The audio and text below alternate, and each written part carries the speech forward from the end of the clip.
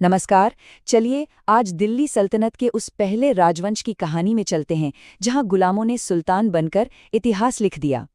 ये मामलुक वंश की एक ऐसी दास्तान है जो काबिलियत और किस्मत के एक अनोखे मेल से बनी थी। आइए शुरू करते हैं। जरा सोचिए, एक सल्तनत का फाउंडर अपनी ताकत की बुलंदियों पर एक खेल खेल रहा है और वही खेल उसकी मौत की वजह बन जाता है। और इस एक घटना से पूरी सल्तनत का भविष्य हमेशा के लिए बदल जाता है। यही तो इस कहानी का सबसे दिलचस्प मोड़ है। एक इंसान जो गुलामी से उठकर सल्तनत की नींव रखता है, उसकी मौत इतनी साधारण और इतनी अचानक कैसे हो सकती है? ये कहानी है कुतुबुद्दीन ऐबक की। तो दिल्ली सल्तनत की नींव रखी कुतुबुद्दीन ऐबक ने। लेकिन यहाँ एक हैरान करने वाली बात है, सल्तनत का फाउंडर होने के बाद भी उसने खुद को कभी सुल्तान नहीं कहा। वो मोहम्मद गौरी का एक वफादार गुलाम था और उसने हमेशा एक सिपह सालार यानी कमांडर के तौर पर ही हुकूमत की। ये दिखाता है कि वो अपनी जड़ों को कभी भूला नहीं। अपने मिलिट्री पावर के लिए तो वो जाना ही जाता था, लेकिन लोग उससे आज भी उसकी दरियादिली के लिए याद करते हैं। कहते हैं वो इतना दान लेता था कि उसका खजाना हमेशा गरीबों के लिए खुला रहता था, और इसीलिए लोगों ने उसे प्यार से लाख बख्श का नाम दिया, मतलब लाखों का दाता। ये दिखाता है कि एक शासक का दिल कितना बड़ा हो सकता है। उसकी विरासत आज भी दिल्ली और अजमेर में पत्थरों की शक्ल में जिंदा है। दिल्ली की पहली मस्जिद कुव्वतुल इस्लाम और दुनिया भर में मशहूर कुतुब मीनार की नींव उसी ने रखी थी। लेकिन 1210 में किस्मत ने एक अजीब मोड़ लिया। चौगान यानी कि आज का पोलो, वही खेल खेलते हुए वो घोड़े से गिरा और उसकी अचानक मौत हो गई। एक खेल ने सल्तनत के पहले सुल्तान की कहानी खत्म कर दी और दिल्ली को एक नए शासक के इंतजार में छोड़ दिया। ऐबक के बाद गद्दी पर बैठा इल्तुतमिश, जो खुद भी ऐबक का ही गुलाम था। इतिहासकार ऐबक को फाउंडर तो मानते हैं, लेकिन इल्तुतमिश को सल्तनत का असली फाउंडर कहते हैं। पर ऐसा क्यों? चलिए समझते हैं। सबसे पहला और सबसे जरूरी कदम था राजधानी बदलना। ऐबक लाहौर से हुकूमत करता था, लेकिन इल्तुतमिश ने दिल्ली को परमानेंट कैपिटल बनाया। इस एक फैसले ने सल्तनत को एक मजबूत सेंटर दिया और भारत के इतिहास में दिल्ली के महत्व को हमेशा के लिए पक्का कर दिया। इल्तुतमिश जानता था कि सल्तनत चलाने के लिए वफादारी सबसे जरूरी है, तो उसने एक बहुत ही अनोखा कदम उठाया। उसने अपने 40 सबसे काबिल और वफादार तुर्की गुलाम सरदारों का एक पावरफुल ग्रुप बनाया, जिसे तुर्कान चहलगानी या चालीसा दल कहा गया। ये ग्रुप सल्तनत की रीढ़ की हड्डी बन गया, जिसने इल्तुतमिश की सत्ता को मजबूत किया। लेकिन देखिए, विडंबना देखिए, यही वफादारों का ग्रुप आगे चलकर इतना ताकतवर हो गया कि खुद सुल्तानों के लिए ही एक बहुत बड़ी चुनौती बन गया।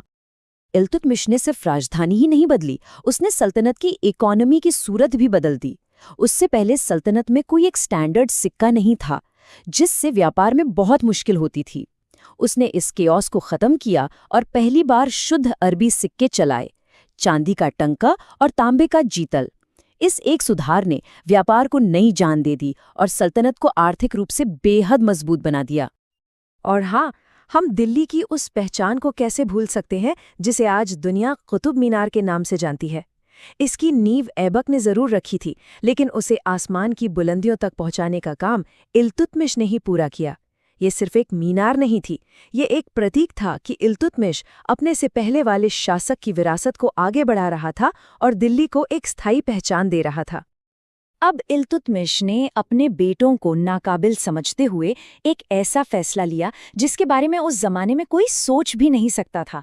उसने अपनी बेटी रज़िया को अपना उत्तराधिकारी चुना। ये मध्यकालीन भारत के इतिहास में एक क्रांतिकारी पल था, जब एक महिला तख्त पर बैठी। रज़िया सिर्फ नाम की सुल्तान नहीं थी, उसने उस समय की सबसे बड़ी परंपरा को तोड़ा। उसने महिलाओं के लिए बने पर्दे को त्याग दिया और एक शासक के रूप में अपनी पहचान बनाई। वो मर्दों की तरह कुबा यानी कोट और कुलाह यानी टोपी पहनकर खुले दरबार में बैठती, फैसले सुनाती और सेना को लीड करती थी। उसने दुनिया को दिखा दिया कि शासन करने की काबिलियत का जेंडर से कोई लेना देना नहीं होता। लेकिन उसकी यही हिम्मत और आज़ादी ताकतवर तुर्की सरदारों को बर्दाश्त नहीं हुई। उन्हें एक औरत का हुक्म मानना गवारा नहीं था और आखिर में साजिशों के एक जाल में फंसाकर उसकी दुखद हत्या कर दी गई। रज़िया के बाद सल्तनत में एक अस्थिरता का दौर आया। इस अराजकता से एक ऐसा शासक उभरा जो क्रूरता और अनुशासन का प्रतीक था, गयासुद्दीन बलबन। वो खुद उसी चालीसा दल का सदस्य था, लेकिन सुल्तान बनते ही उसने सब कुछ बदल दिया। बलबन ने सुल्तान की खोई हुई इज्जत और डर को वापस लाने के लिए एक खौफनाक नीति अपनाई, जिसे इतिहास लौह और रक्त की नीति के नाम से जानता है। इसका मतलब सिर्फ एक था, सुल्तान के खिलाफ उठने वाली हर आवाज को कुचल दिया जाएगा। दुश्मनों के लिए कोई दया नहीं थी, सिर्फ तलवार और खून। विद्रोहियों को इतनी बेरहमी से खत्म किया गया कि दोबारा कोई सिर उठाने की हिम्मत ही न कर सके। उसने दरबार में ईरानी परंपराएं शुरू की ताकि सुल्तान का पद किसी देवता जैसा लगे।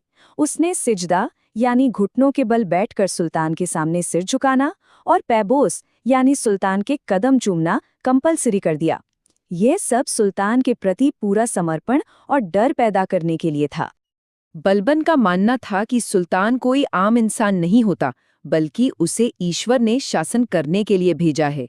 इसीलिए उसने खुद को जिल्ले इलाही घोषित किया, जिसका मतलब है पृथ्वी पर ईश्वर की छाया। ये सिर्फ एक उपाधि नहीं थी, ये एक ऐलान था कि सुल्तान सिर्फ अल्लाह के प्रति जवाबदेह है, अपनी प्रजा या सरदारों के प्रति नहीं। और यहाँ सबसे बड़ी विडंबना है, बलबन ने चालीसा दल की शक्ति को पूरी तरह से खत्म कर दिया। वही चालीसा दल जिसने उसे सत्ता तक पहुंचाया था।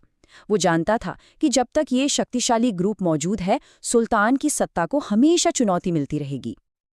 तो ये कहानी थी गुलाम वंश की, एक ऐसी सल्तनत जिसकी शुरुआत गुलामों ने की और उसे चलाया भी।